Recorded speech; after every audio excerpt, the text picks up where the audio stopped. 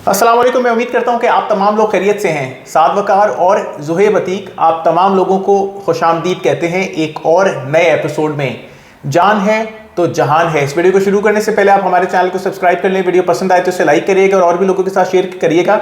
वैसे तो इस दुनिया के अंदर हम अल्लाह को राज़ी करने के लिए आए हैं, लेकिन हमने ज़िंदगी को ग्रो करते हुए देखा है। आप एक छोटे से बच्चे को अपने घर लेकर आते हैं, आप उसको पालते हैं, पोसते हैं, बड़ा करते हैं। कुछ चीज़ें अल्लाह पाक उसके अंदर होते हुए दिखाते हैं कि वो बैठना शुरू करता है, चलना शुरू करता है, खाना चाहिए तो रोना शुरू करता है, और कुछ चीज़ें आप उसकी पूरी करते हैं। फिर होते होते वो बड़ा होता है, स्कूल जाता है, उसके बाद कॉलेज जाता है, और कुछ अरसे बाद वो इतने कट काट का हो जाता है कि बिल्कुल आपके शाना बशाना खड़ा हो जाता है, और फिर कमाई करने जाता है, और फिर दोबारा वो भी एक ज़िंदगी शुरू करने के लिए तैयार हो जाता है। सादवी, कभी आप रेजिडेंशियल प्लॉट्स बेच रहे होते हैं, कभी कमर्शियल प्लॉट्स बेच रहे हैं, कहीं सोसाइटियाँ बेच रहे हैं, प्रोजेक्ट्स बेच रहे हैं, या आज आप ज़िंदगी के बारे में क्यों बात कर रहे हैं? बिल्कुल ज़ुहैब भाई, आपने ज़बरदस्त सवाल किया। बहुत रिसेंटली मेरी नज़र से एक वीडियो गुजरी जो कि तकरीबन 3-1 दिन पहले की है कि बहरिया टाउन रावलपिंडी के अंदर एक यंग रियल्टर ने अपने आप को शूट करके सुसाइड कर ली।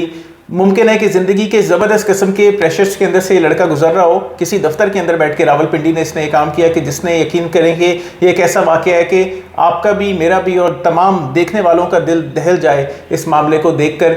और इससे हमें क्या सबक सीखना है वो इस वीडियो के अंदर मैं आपको सिखाता हूं। मैं आपको एक रियल्टर की कहानी बताता हूं कि जिसने 2013 के अंदर काम शुरू किया है इस मार्केट के अंदर, और अब 2024 है कि वो किस मंजिल के ऊपर पहुंचा हुआ है, कहां पहुंचा हुआ है। 2013 के अंदर आने वाला ये रियल्टर मोटर बाइक के ऊपर आया था। इसने सबसे पहले एक मार्केटिंग कंपनी ज्वाइन की। मार्केटिंग कंपनी ज्वाइन करने के बाद समझ आई कि यार इस मार्केटिंग कंपनी ने तो किसी को कुछ देना नहीं है। उस जगह को छोड़ के ये नॉर्मल रियल एस्टेट करने के लिए मार्केट में आया। फिर बहरिया कराची का मार्केट में जोर पकड़ा, तो बहरिया कराची के अंदर इस टाइम तक तकरीबन 2 साल तक इसने कुछ ना कुछ पैसे मार्केट से बना लिए थे। इस टाइम तक इसने ये देखा कि भाई बहरिया कराची आ गया, हर कोई इसके अंदर पैसे कमा रहा है, रातों रात अमीर हो रहा है, फॉर्म से अमीर हो रहा है, कमर्शियल से अमीर हो रहा है, तो चलो मैं भी अपने पैसे लगाता हूं। और इसने अपने वालिद साहब से कहा कि भाई जो आपके रिटायरमेंट के पैसे हैं वो दे दें मुझे। वालदा से कहा कि आपके पास जो थोड़ी बहुत जमा पूंजी है वो दे दें मुझे। कुछ उसके अपने पास भी पैसे थे, उसने मार्केट के अंदर लगाए और 2 बहरिया हाइट्स और बाकी कुछ और एक अपार्टमेंट बहरिया के अंदर ले लिया। बहरिया हाइट्स के भी अपार्टमेंट थे, एक नॉर्मल अपार्टमेंट था। बहरिया हाइट के अपार्टमेंट इसने 15-15 लाख रुपए प्रॉफिट के ऊपर लिए, और वो 15 लाख रुपए प्रॉफिट का अपार्टमेंट जब मार्केट के अंदर 18 लाख रुपए के ऊपर गए, तो जिस सर्कल के अंदर ये बैठ रहा था उन्होंने कहा देखा हमने तुम्हें क्या चीज दिलवाई, कैसा मशवरा दिया। फिर 18 से मार्केट रिवर्स हुई वापस 15 पे। उन्होंने कहा भाई सब्र करो, ये मार्केट दोबारा बाउंस बैक करेगी। ठीक वैसे ही कि जैसे मिडवे कमर्शियल की मार्केट बाउंस बैक की थी कि 35 से 60 पे गई, 60 से 90 पे गई, दोबारा 60 पे और फिर 180 के ऊपर गई, तो ठीक वो चीज होने वाली है इस मार्केट के अंदर। ये लड़का लालच के अंदर आ गया। 15 से मार्केट 12 पे गई, यार बाउंस बैक करेगी। 12 से 10 पे आई, बाउंस बैक करेगी। 12 से 5 पे आई, 10 से 5 पे आई, बाउंस बैक करेगी। और फिर -3 के ऊपर जब ये बहरिया की किस्तें ना अदा कर सका तो इसने एक फाइल को बेचा। यानी 25 लाख रुपए जो इसने मार्केट के अंदर इन्वेस्ट किए उससे सिर्फ 7 लाख रुपए हासिल किए। एक फाइल इसकी मार्केट में ब्लॉक हो गई। एक फाइल जो इसने अपार्टमेंट लिया था वो उसने बेच के कुछ गुजारा किया। लेकिन जबरदस्त नुकसान करने वाला ये लड़का दिल बर्दाश्ता होके घर पे बैठ गया 2016 यानी 17 के ब्रैकेट के अंदर, और सोचने लगा कि मुझे अपनी जिंदगी के साथ क्या करना चाहिए, आगे चलना चाहिए या नहीं चलना चाहिए। और फिर इसका वो बाप जो इसके हाथों लुट चुका था वो आया इसके पास कि बेटे इसलिए तो तुझे बड़ा नहीं किया कि तू दिल बर्दाश्ता होके घर बैठ जा। जान है तो जहान है, आगे निकल, अपना काम कर। तू काम करेगा आज नहीं तो कल इस पैसे को दोबारा बना लेगा, कोई मसला नहीं है। साहब ये स्टोरी आपकी है? ये स्टोरी मेरी अपनी स्टोरी है।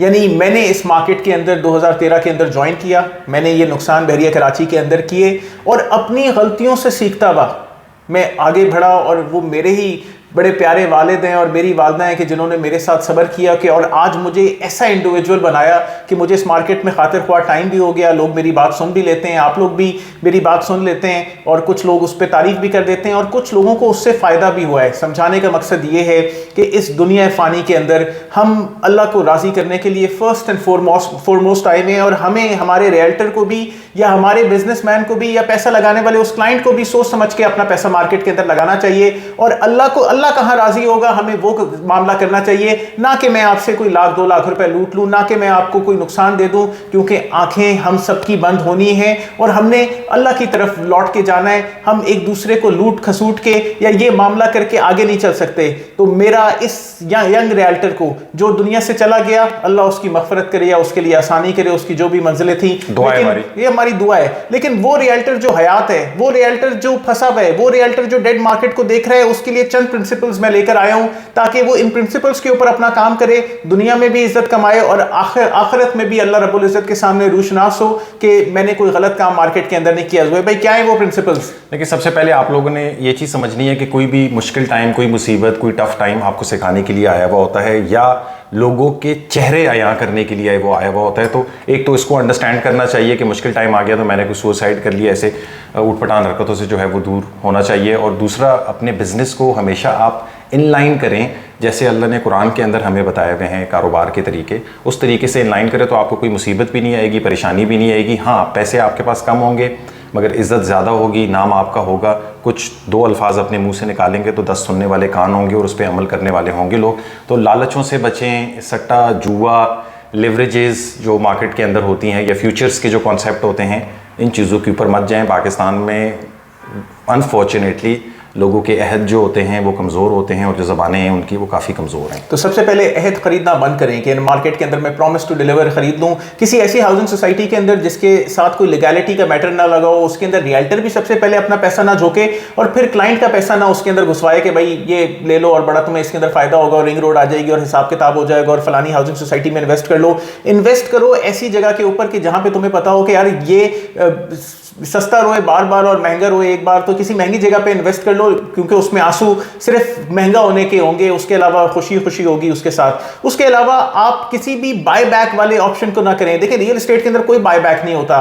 बाय बैक पाकिस्तान के किसी भी बिजनेस में नहीं होता। सिर्फ गवर्नमेंट आपको बॉन्ड्स देके बाय बैक करती है, लेकिन 15,000 वाला बॉन्ड 50 साल होल्ड करने के बाद भी 15,000 रुपए का ही बिकेगा। उसके अंदर कोई किसी किस्म की ग्रोथ नहीं आएगी। अगर आपका इनाम ना निकला तो भाई जिथे लिख होती उत्थे आड़कल होती। सीधी सीधी बात है मेरे भाई। वैसे मैं इतनी पंजाबी नहीं बोलता, लेकिन अपने पैसे को सोच समझ के इन्वेस्ट करें। ये सूद वाले पैसों से अपने आप को बचाएं कि मैं 1 करोड़ रुपए दे दूंगा और मुझे माहाना रेंटल रिटर्न आना शुरू हो जाएगा। देखो भाई, तुम जो भी हो हलाल रेंटल रिटर्न की तरफ जाओ। एक दुकान के अंदर लगाओ, 10 करोड़ रुपए की दुकान 1 लाख रुपए, 2 लाख रुपए, 3 लाख रुपए रेंट देती है। हाफ हाफ बड़े यहाँ 2 करोड़ लगाए नहीं होते हैं, 2-2 लाख रुपए रेंट आ रहे हो। 2 करोड़ रुपए के साथ 2-2 लाख रुपए rent. Please save your money. ये ना हो कि बहुत सारे पैसे लूज करके आप अपना तवाज़ुन खो बैठें और कुछ और सोचें। या वो रियल्टर जो मार्केट के अंदर यंग आ रहा है, प्लीज अपने क्लाइंट को बताओ कि मार्केट रिस्क इसके साथ शामिल है, नुकसान हो सकता है, मैं तुम्हारे पैसे नहीं पूरे करके दे सकता। आप लोग अनफॉर्चुनेटली जो ये रियल्टर्स हैं वो सिर्फ प्रॉफिट की बातें करते हैं।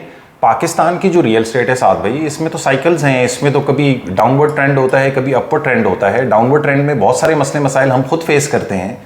तो आप कैसे लोगों को 100% प्रॉफिट कह सकते हैं? सोच समझ के अपनी इन्वेस्टमेंट करें और अपनी किसी वक्त ये खौफ आए कि मैं अपनी जान देना चाहता हूँ तो रियल का दफ्तर मुझे राब्ता करो, मैं आपसे बात करूँ। We can talk it out.